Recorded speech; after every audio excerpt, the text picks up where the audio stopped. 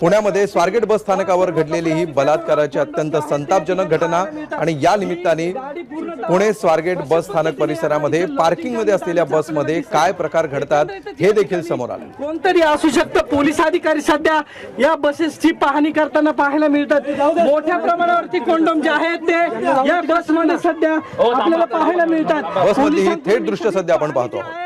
ती सध्या सुरू आहे। एकंदरीतच वसंत मोरे यांनी जे आरोप केले होते, काही बसेस ज्या आहेत त्या या ठिकाणी लावून देण्यात आलेल्या आहेत आणि या बसेसचा पूर्णतः लॉजिंग जे आहे ते करण्यात आले असे त्यांचा आरोप होता आणि त्यांनी सुरक्षा रक्षकाची केबिन जी आहे ती पूर्णतः फोडलेली आहे। त्यामुळे वसंत मोरे यांचा रोष जो आहे तो आपल्याला पाहायला तर ज्या प्रकारे मंदार गोंधारी सध्या आपल्या सोबत आहेत। मंदार, ज्या प्रकारे बलात्काराची घटना समोर आलेली आहे आणि त्यानंतर आता वेगवेगळ्या बसमध्ये कशा प्रकारे गैरप्रकार घडतायत, कशा प्रकारे कंडोम सापडतायत, अंतर्वस्त्र सापडतायत, साड्या सापडतायत,